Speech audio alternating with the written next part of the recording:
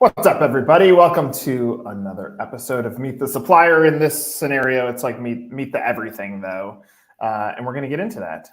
So, Alicia, thanks for joining us. You have a tremendous story, and your popularity has obviously increased significantly now that you have your book out. So now, famous franchise author, famous franchise book writer, like you have all these things that we'll get through. So, as lame as it is, my first question tends to frame the story nicely, but what's your franchise story? How did you accidentally fall into franchising? Sure. Yeah, I was like very many people came out of corporate America. I was in a heavy travel job. I worked for a large communications company that you would know, being in Chicago.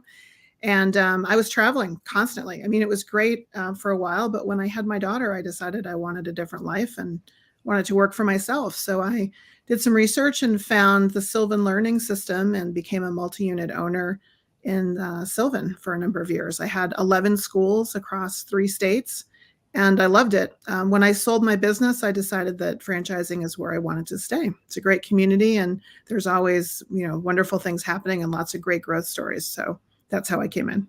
Okay, so let's unpack this a little bit. So you leave a communications job, obviously in the same trigger that I would say 99% of franchisees go through, something to do with family and lifestyle and time and commitment and everything else that goes into it. So you get into Sylvan. Do you open up Unit 1 on your own? Do you buy a resale? How did Unit 1 come into play? No, I took the crazy route. I acquired all 11 at the same time.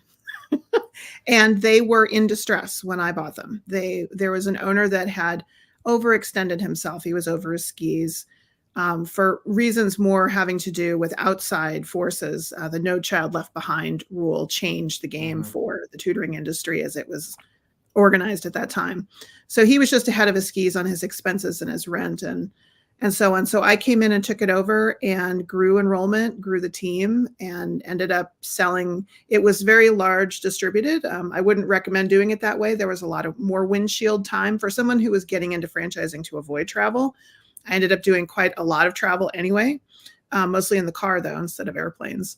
I probably, in retrospect, would have done better to pick a metro market and really saturate that market versus having so many, far away schools. But it was still a terrific experience, and growing that business was a great education in franchise best practices. So I just immersed myself in franchising wholly. I went to all the IFA conferences and all the expos and all the every learning opportunity I could get, and did my CFE, the whole 9 yards, to really understand what made franchising tick. All right, so now let's back up even more. So in this moment of making the decision to go into franchising, you start doing your homework. Do you look at other brands? Do you call Sylvan? Does Sylvan introduce you to 11, or do you find 11 for sale on your side? How did the search and due diligence process go for you? I think if I had it to do differently now, in retrospect, now that I know more, I would have taken more time, because there are lots of great franchise concepts. Now I know who they are. But at the time, I sort of honed in on that system very quickly. It seemed to tick all the boxes. I had contacted, I was looking at child services in general, so I had kind of narrowed the list a little bit. And once I started talking to them, they had this situation, and I just happened to be in that market. So it kind of moved fast. But if I had to do over again, I would have taken more time, I think, and seen all the other great opportunities that are available. I still, to this day, on evenings and the weekends, I will often be kind of on the internet looking for opportunities. I'm still very tempted to get back into it as an owner.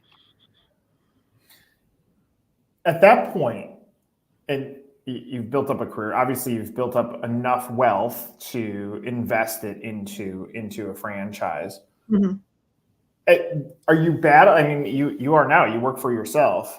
Are you battling at all? Like, am I an entrepreneur, or am I a franchisee, or how can I apply being an entrepreneur to being a franchisee? Is that at all a mental stress point for you, trying to figure out who you are as a business operator? No, look, I'm a working mother. I'm used to wearing multiple hats. I have absolutely no stress around doing all these different things at the same time. I'm a consultant. I'm an entrepreneur. I'm an investor. I'm invested in 6 brands and 1 home services platform. One of those investments is at the franchisee level. So I guess technically I'm sort of a franchisee again. So I'm a writer, I do all those things and quite a lot of public speaking and as well. So yeah, I'm comfortable with all those roles. Does that make it so you weren't afraid jumping in? I mean, obviously, a lot of franchises when they get up to that finish line, there's like knee jerk reaction. But did that eliminate, because of your backdrop? Did that eliminate some of the fear? Yeah, that's a good question. I was very nervous. The scariest part is because I was signing for so many territories. The agreement that you get is this huge stack of paper. Well, multiply that by 11, right? So there was literally this stack on my dining room table with all these little flags of places I had to sign.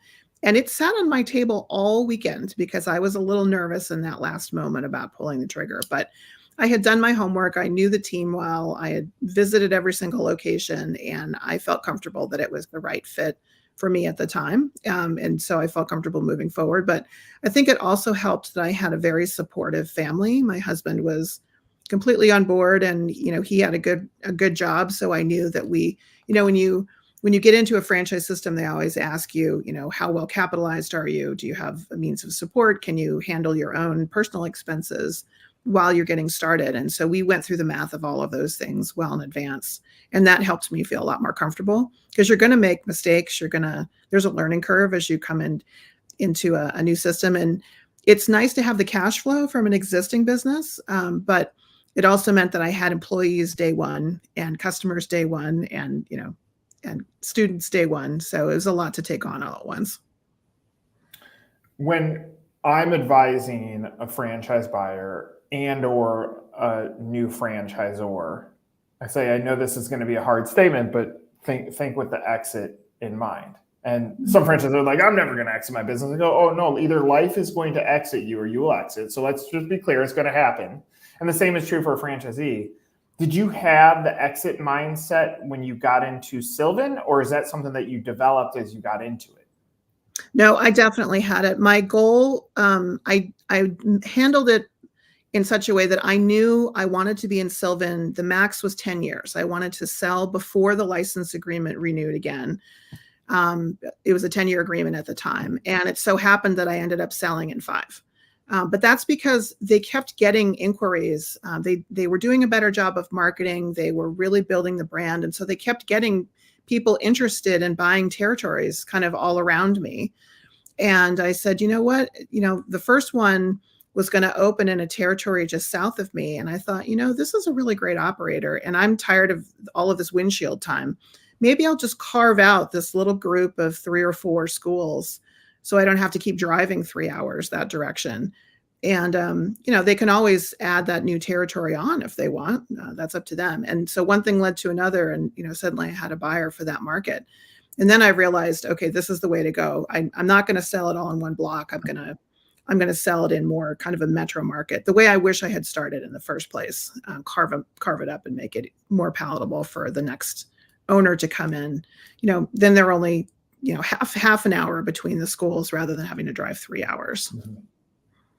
So it's interesting listening to how you're speaking about it. You almost, my viewpoint is you were in business unemotionally, meaning you understood how a P&L works. You understood what the end goal was. And at least in my experience, that's quite rare. And part of that is the way that franchisors sell. They say, you have to be passionate about our product. And they almost, probably too often, which probably blindsides the exit, is if you're way too passionate and you're too emotional about the business, then every decision becomes emotional. And so you're like, look, max 10 years, and then 5 years came up, and then you looked at it logically and said, I can exit this business.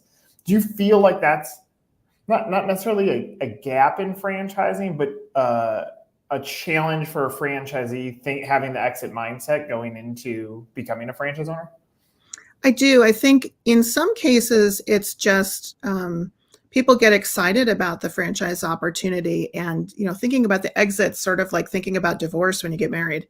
But an exit is very different from that, and I think that's what people need to embrace. Is it's part of the story, and it's part of you being proactive about running your business, you've always got to have the exit in mind, because as you say, sometimes things happen. In my case, the 10-year window was mostly driven by the fact that my husband's career could have had us move again. We moved into the market that I was in because of his job, and we had moved a couple of other times because of my job. So I just wanted us to be mobile enough that we could jump on other opportunities if they came along. So that's why I set the less than 10-year kind of goal. But I think you're right. I came into it in the first place having the specific goals in mind for myself, and it really did help. I think the other challenge a lot of franchise systems have, especially emerging brands, is nobody's exited yet. So even the franchisor doesn't know what that looks like. There hasn't been a value placed on those businesses yet. There might be competitive options where you can look at it and go, okay, how much did that unit actually sell for when it eventually traded? But I think that's another reason why it's just tough to talk about. It's interesting. If I took every franchise website that I've happened upon, say in the last 12 months, and said how many of them celebrate the exit as a part of the why a franchise, I would say none.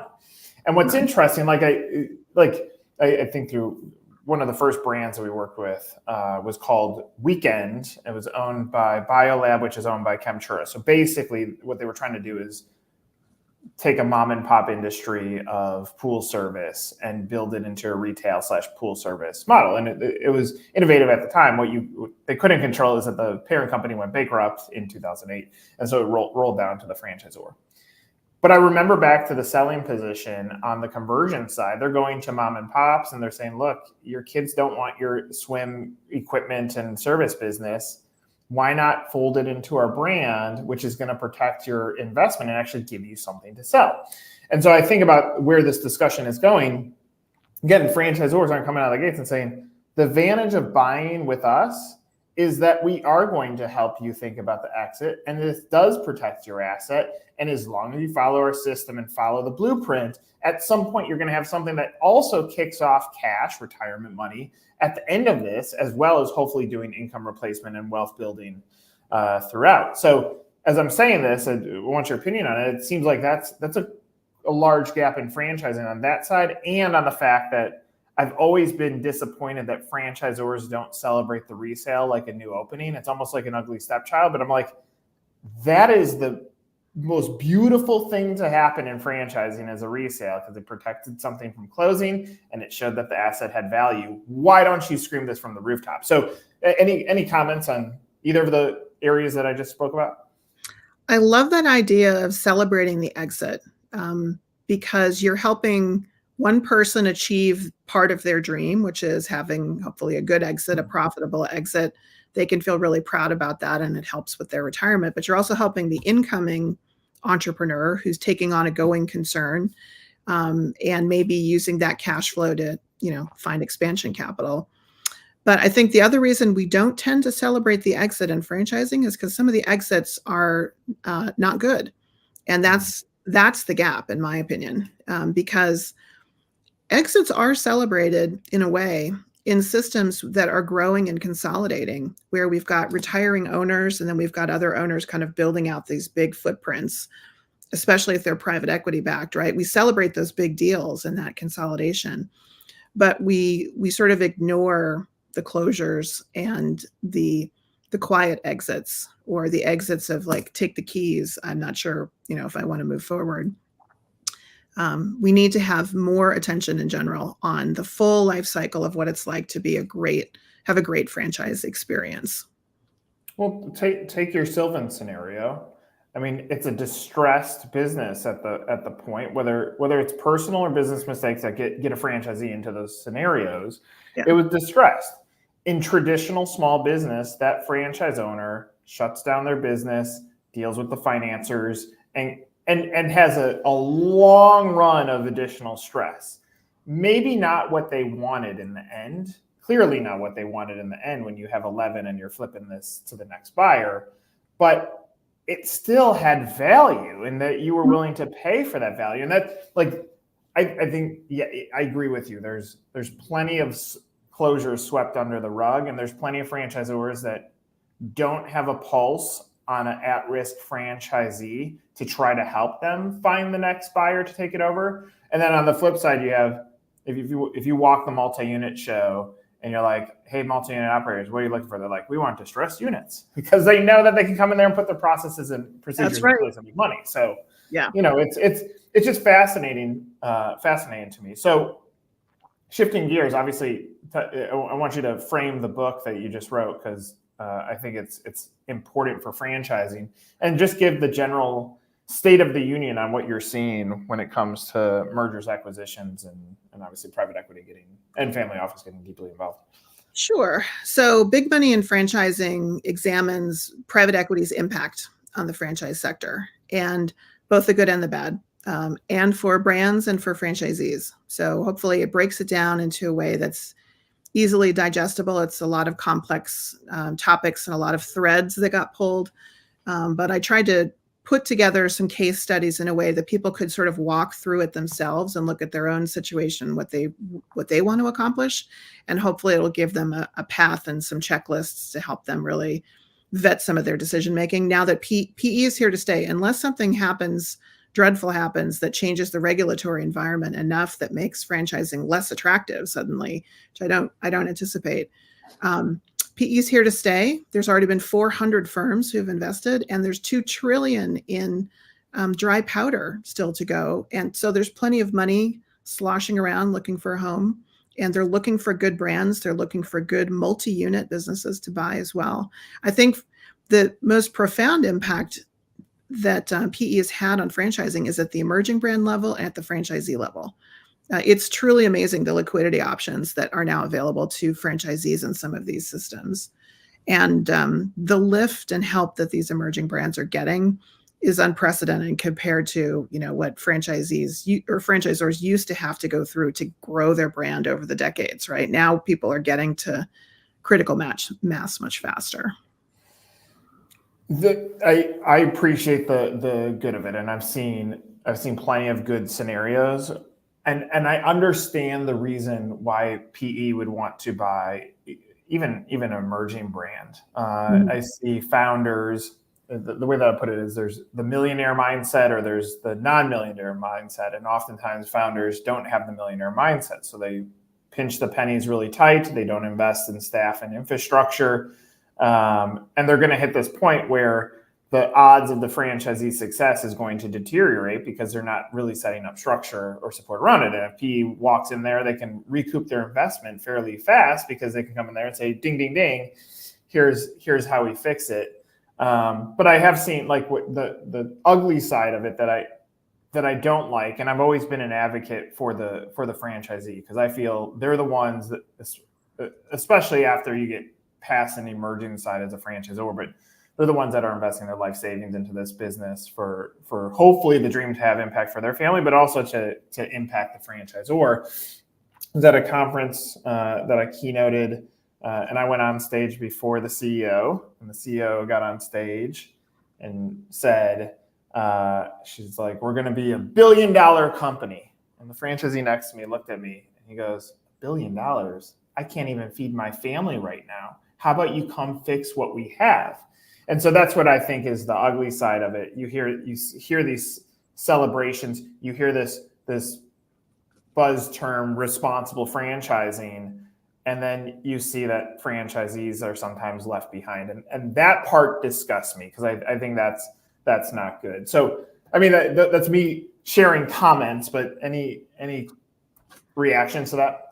There's a lot to unpack there. So on the first comment, the EBITDA comment, look, if you starve the business to plump up your EBITDA, so you don't hire that finance person, you don't hire the support for the field because somewhere along the line you got the message your EBITDA needed to be over a certain number for PE to look at you, all they're going to do is add that back. They're going to look at your skeleton team and go, wow, they're short 5 people. Or they're short 15 people or whatever the number is, and they're going to add it back to the business case. So you're not going to get anything from starving yourself. You're much better off to try to run, if you're an emerging brand, try to run it, close to break even or just over break even, and hire the help the minute you can afford the help, and invest it in franchisee support and getting them, as profitable as fast as possible. That's what you need to spend your money on. On the growth bias piece, yeah, it's very tone deaf when a leader says something like that, when franchisees aren't doing well. I've written also about franchisors who push on remodels and for franchisees to make investments in the business, but they're not putting in any themselves. I don't like that either. So I think responsible franchising means that everybody's got to be making money.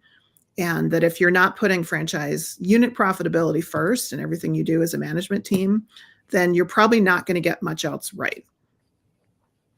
Yeah, I agree with you. And I mean, look, the on one side, first comment back is when large money is buying a business, there's a reason there's large money. They're smart individuals. They can read through your BS. Don't think that you're going to hide something, and that's going to come out through due diligence, and then your offer is just going to continue to dwindle down because you tried playing games. So I agree with you. Like, set up your franchisor. You're calling one of these consultants saying, I want to franchise my business.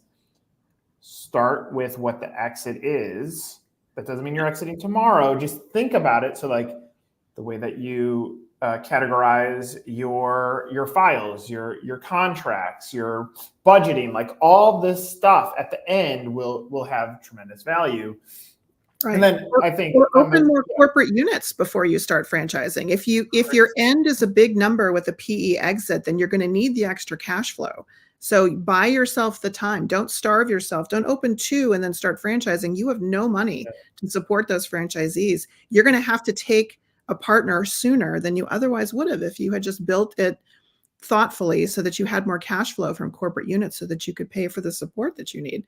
Now you can delay and you can, not take those phone calls as early, and you'll get a higher value.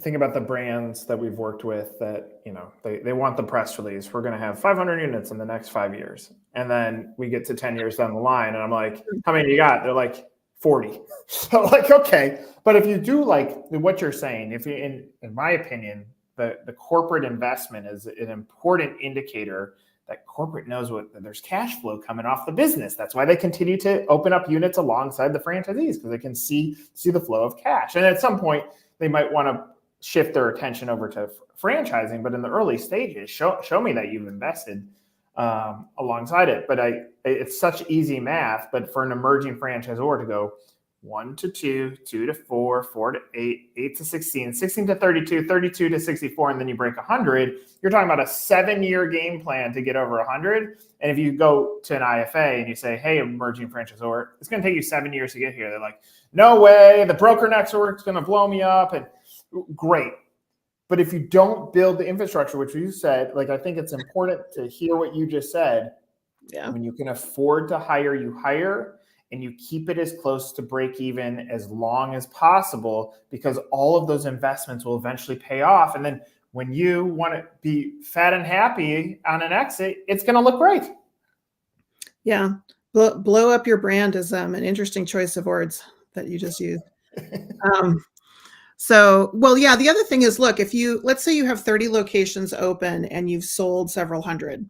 The other reaction you're going to get, because 30 units open is still a pretty small business from private equity's perspective, right? You may be like, ta-da, 30 units open is a big accomplishment, and it is, but you're not big enough yet for them to buy unless they're an emerging brand specialist with price expectations to match. You're still not really that big. Now you've got to open several hundred units and you don't have many people to do it. Their pushback is going to be, well, if you believe those units will open them. We'd rather write you a bigger check anyway. So just come back in a year and a half. Now you're like, whoa, okay, what did I just do? I just sold all these units. I've got to get them open myself. This is a little scary, but that's where some of these brands are landing. I think that's the scary part of the broker network right now. And this is the dark cloud that will eventually get exposed. Is broker X tells candidate Y, you pay me nothing. Franchisor takes majority of the franchise fee and pays that over to the broker for the acquisition of you as a franchisee. Let's say just for easy math, let's say the franchise fee was 25, which it isn't. It's skyrocketed right now, and that's just to pay the broker. But now there's $0. So now the dollars to support that franchisee is nothing. And so now it's a game of craps. And so if the franchisee is a hustler, maybe they win. But when you look at the inventory of support, it's so dwindled because that franchise fee, which was originally designed as the cost to go support the franchisee getting open and going and growing, is now gone. And then on the flip side of that, I think what we're doing is we're too fast to yes right now. And a franchisee that can scale and grow responsibly within your system, when you look at how much cash kicks back in royalty, can be significantly higher than the one-off who is constantly not investing, not putting the time against it, and constantly complaining. And the value of the two Z's are vastly different. But the ZOR says, go sell me franchises. And so I love the words that you speak. I love the voice that you have. And I think you've been a great advocate for doing it the right way. And if someone really listens, which I think there's people that can hear and people that can listen, if they actually listen to you, I think you're designing a great blueprint that you're franchising how to exit your business from my viewpoint.